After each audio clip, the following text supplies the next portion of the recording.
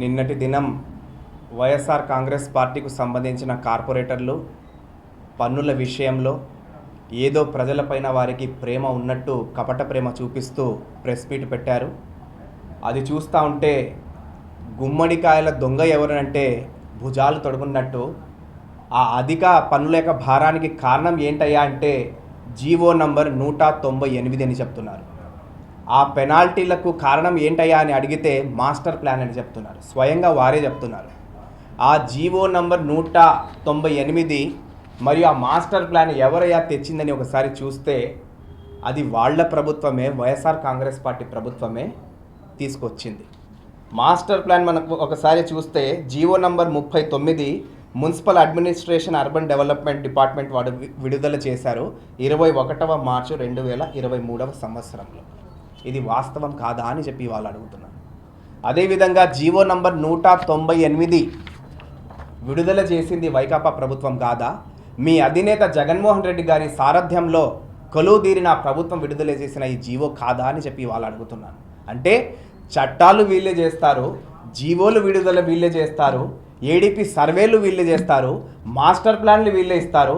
తీరా అది అమలయ్యేసరికి ఆ తతంగాన్ని, ఆ దోషాన్నింటి కూడా అధికారుల మీద నెట్టడం, అదేవిధంగా వచ్చే కొత్త ప్రభుత్వాల మీద దూషణ చూపించడం, ఇది ఎక్కడి రాజనీతి అని చెప్పి వాళ్ళ తెలుగుదేశం పార్టీ సూటిగా ప్రశ్నిస్తోంది. కార్పొరేటర్ల 198వ జీవో ఆగ మేఘాల మీద యుద్ధ ప్రాతిపదికన ఎందుకు తెచ్చారని ఒకసారి మనం చరిత్రను చూస్తే కేవలం ఎఫ్ఆర్బిఎం లిమిట్ పెంచుకోవడం కోసము 1500 కోట్ల రూపాయల ఆ సంవత్సరానికి అప్పు, సుమా గ్రాంట్ కాదు, కేంద్ర ప్రభుత్వం నుంచి అప్పు కోసము తీసుకుని వచ్చిన ఈ నల్ల జీవో ఈ 198వ జీవో.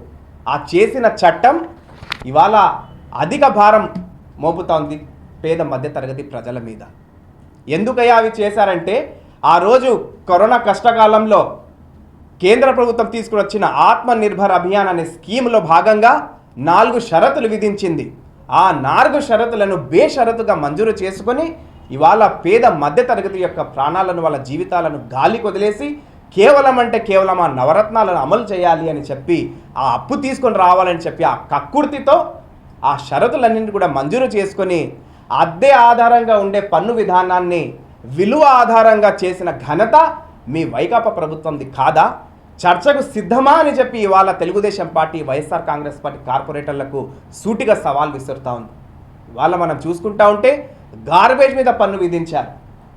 రాజ్యాంగంలోని 74వ అమెండ్మెంట్ ప్రకారం, సవరణ ప్రకారము ఆ పారిశుద్ధ్యానికి చూసుకునే విధంగా కార్పొరేషన్లను, మున్సిపాలిటీని ఏర్పాటు చేసి అటు కేంద్ర నిధులు, ఇటు రాష్ట్ర నిధులు, అదేవిధంగా కార్పొరేషన్లకు ఆదాయ వనరులు సమకూర్చి కార్పొరేషన్ను రాజ్యాంగబద్ధమైన సంస్థలుగా చేస్తే ఆ గ్రాంటులు సరిపోయిందన్నట్టు మరొక భారంగా చెత్త మీద పన్ను విధించిన చెత్త ప్రభుత్వం ఈ వైఎస్ఆర్ కాంగ్రెస్ పార్టీ ప్రభుత్వం కాదా అని చెప్పి వాళ్ళు అడుగుతున్నారు.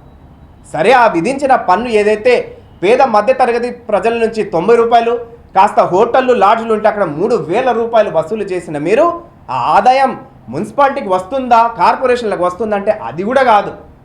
ఏదో ఒక స్కీమ్ తీసుకొచ్చారు, క్లీన్ ఆంధ్రప్రదేశ్, జగనన్న స్వచ్ఛ సంకల్పం అని చెప్పి.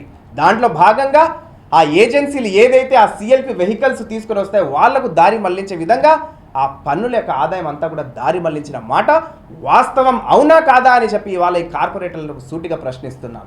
ఈరోజు విఎల్టీ విధానం తీసుకుని వచ్చి ఖాళీ జాగాల మీద కూడా 0.5%, అది కూడా రిజిస్టర్ స్టాంప్ డ్యూటీ యొక్క పన్నుల మీద ఆధారపడి చేశారు.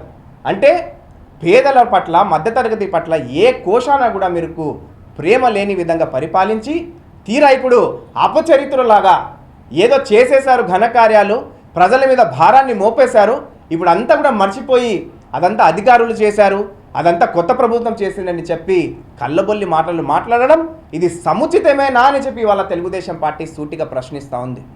అదేవిధంగా 100 కోట్ల రూపాయలు కడప కార్పొరేషన్కు మొండి బకాలు ఉన్నాయి, దాన్ని చెల్లించడం లేదు ఈ యొక్క సంస్థలు. దాని యొక్క రాబట్టే విధానాన్ని కనుక్కోకుండా, దాన్ని తీసుకొని వచ్చే విధానాన్ని తీసుకొని రాకుండా ఇవాళ నిమ్మకు నీరెత్తినట్లు ఈ కార్పొరేషన్లు, ఈ మేయర్తో సహా, డిప్యూటీ మేయర్తో సహా ఈ యొక్క 50 మంది కార్పొరేటర్లు కనురాల యొక్క చోద్యం చూస్తున్నారు.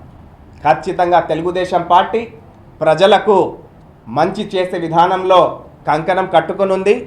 ఏ విధంగా చెత్త మీద పన్ను రద్దు చేసిందో, ఏ విధంగా ఉచిత ఇసుక విధానాన్ని తీసుకుని వచ్చిందో, ఏ విధంగా వేల కోట్ల రూపాయలు కేంద్రం నుంచి గ్రాంట్లు తీసుకుని వచ్చిందో, అదేవిధంగా ఈ పన్నుల విషయంలో కూడా సమగ్ర విచారణ చేపడుతుంది. గత ప్రభుత్వం ఏదైతే తప్పులు చేసిందో, ఏదైతే నల్ల చట్టాలు తీసుకుని వచ్చిందో వాటన్నింటినీ కూడా పునఃసమీక్షించి ఖచ్చితంగా తగు నిర్ణయం తీసుకుంటుంది. ఏ విధంగా ల్యాండ్ టైటిలింగ్ యాక్ట్ రద్దు చేసిందో అదేవిధంగా ఈ చట్టం మీద కూడా పునఃసమీక్షించుకుంటుంది.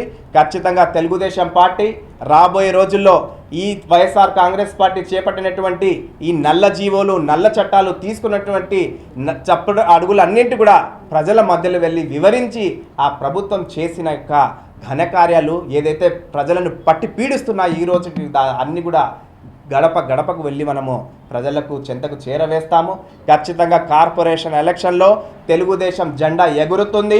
ఈ కార్పొరేషన్ ఏ విధంగా సర్ప్లస్ బడ్జెట్ ఏర్పడి ఈరోజు అప్పులమయమైందో తిరిగి దాని యొక్క సుపరిపాలన చేపట్టి, ఆదాయ వనరులను చేపట్టి, అదేవిధంగా కేంద్రం రాష్ట్రం నుంచి గ్రాంట్లను తీసుకుని వచ్చి తిరిగి మళ్ళా సర్ప్లస్ బడ్జెట్గా తీసుకుని వచ్చే బాధ్యత తెలుగుదేశం పార్టీ పైన ఉంది. ఖచ్చితంగా తెలుగుదేశం కార్యకర్తలు, నాయకులందరూ కూడా సమాయుక్తమవుతున్నారు. ప్రజల వద్దకు వెళ్తాము, జరిగిన అన్యాయానికి పూసగుచ్చినట్టు తెలియపరుస్తాము. ప్రజల మన్నన పొంది ఖచ్చితంగా కార్పొరేషన్లో పసుపు జెండా ఎగరవేసి ప్రజలకు మంచి సుపరిపాలన అందిస్తామని చెప్పి ఈ సందర్భంగా తెలియపరుస్తున్నాను. కాబట్టి కార్పొరేటర్లు ఏదైతే అధికారుల మీద అనుచిత వ్యాఖ్యలు చేసి వాళ్ళ మీద తోసివేసేస్తున్నారో అంతా కూడా తిరిగి మీరు జవాబుదారీతనంగా నిలవాలి.